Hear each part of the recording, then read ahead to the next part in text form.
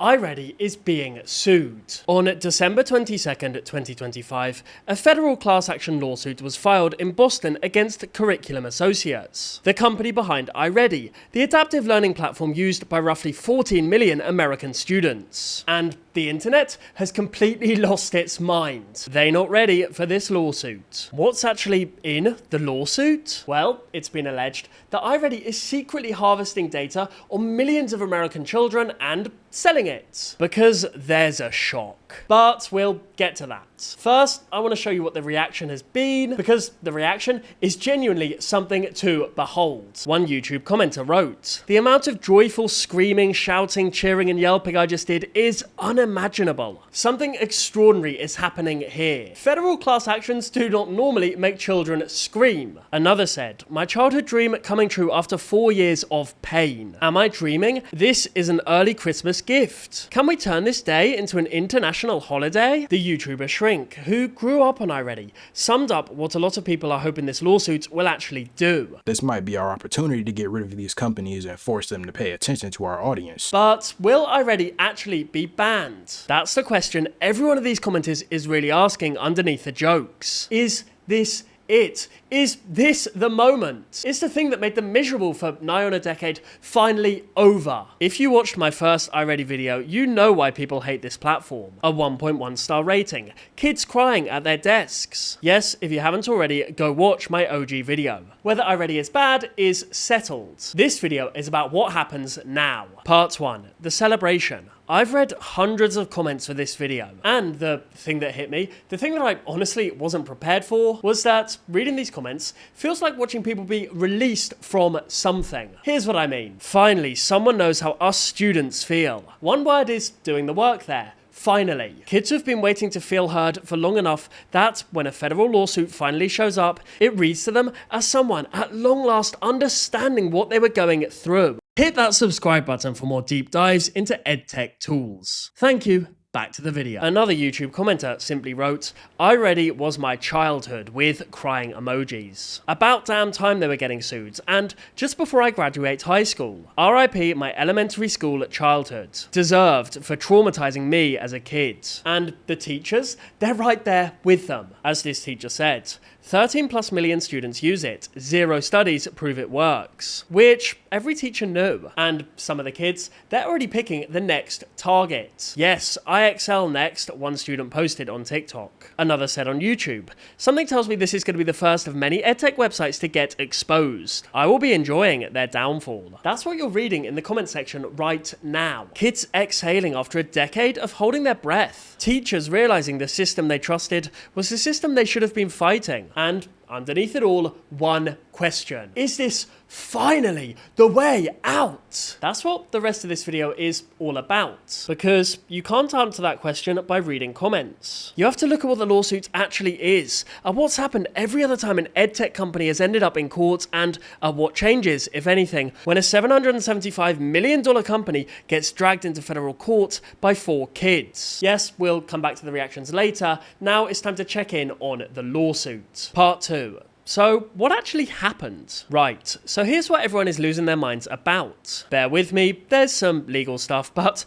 I promise to make it as painless as possible. If it gets boring, just imagine Snarg reading this bit to you, and maybe you'll remember why any of us are here. On December 22nd, 2025, 4 kids in California sued Curriculum Associates in federal court in Boston. They want to represent every K-8 student in America who's ever used iReady. That's roughly a third of every child in that age bracket in the entire country. A third of every child! Is sort of the legal equivalent of asking to sue on behalf of Ohio. The lawyers behind this lawsuit are the EdTech Law Center in Austin, Texas. And this is the bit that's genuinely impressive. The same firm is suing IXL, PowerSchool, Canvas, and Google Chromebooks. They have sat down, looked at the American edtech sector and said, right, we're going to take every single one of these into a courtroom one by one until something breaks. And iReady just happens to be the biggest one on the list. The allegation is that iReady harvests student names, ID numbers,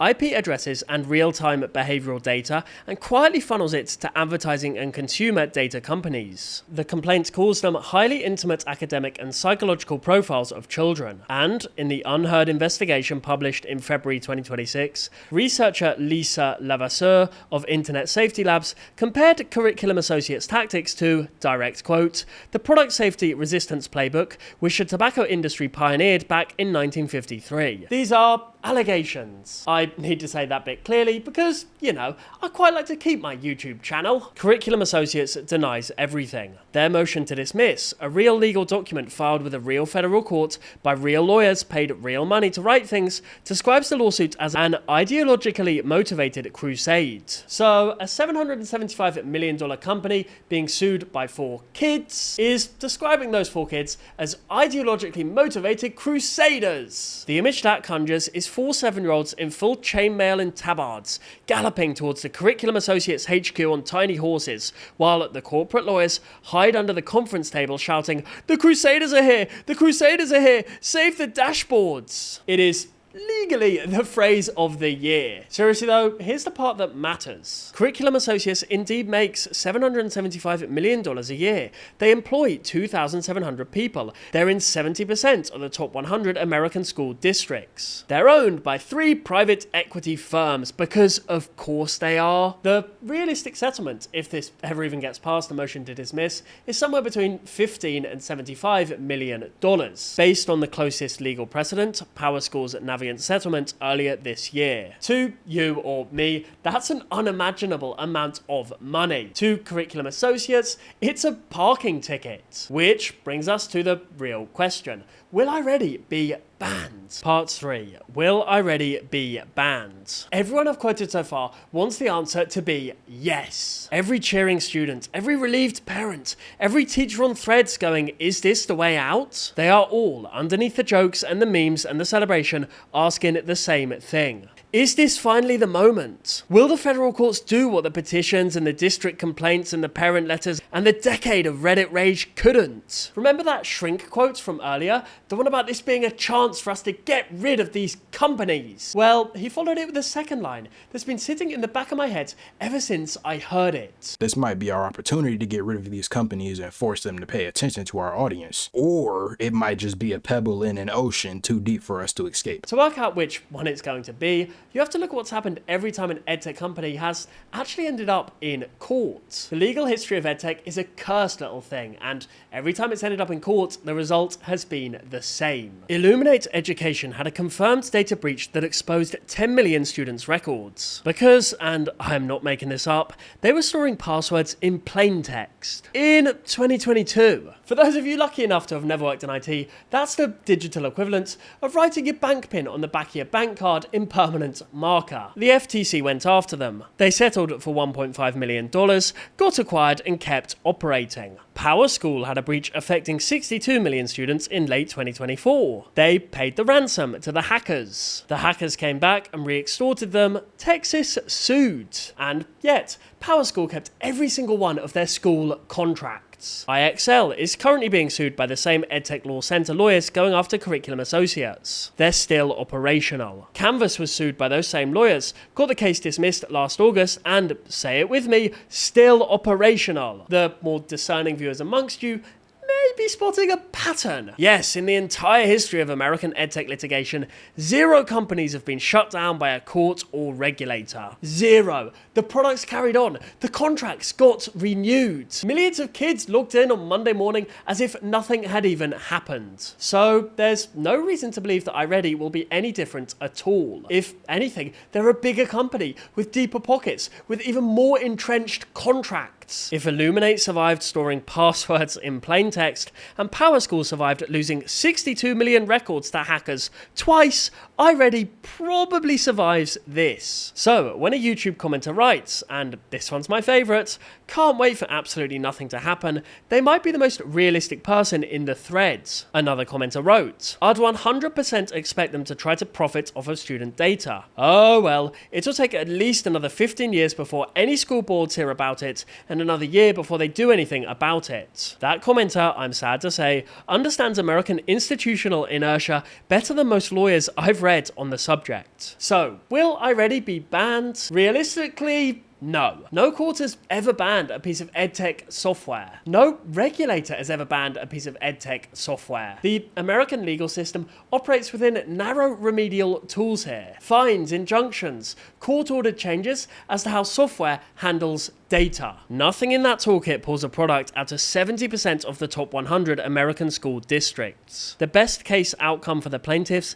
is that iReady is forced to change its data practices. Data minimization rules, tighter contracts with the likes of Google and Cleaver, and plain English disclosure parents might actually read, along with a payout distributed among 14 million class members that, after lawyer fees, works out at about enough per student to buy a Freddo. The lawsuit, to borrow Shrink's language, is a pebble in a very, very large ocean. And we've got to give credit to the commenters who already saw this coming. One wrote, my mum is a teacher and I asked her if the school will stop using it. They said no. Another said simply, nothing changed though. These are the people who already knew the answer before a lawyer filed a single motion. They've watched this system long enough to know what happens. The lawsuit gets filed, the company denies everything. The motion to dismiss gets argued, a settlement gets reached. A press release, almost inevitably, goes out. And the iReady diagnostic opens on a school Chromebook somewhere in Ohio tomorrow morning. Sweden looked at what screens were doing to their kids and started buying textbooks again. A whole government education ministry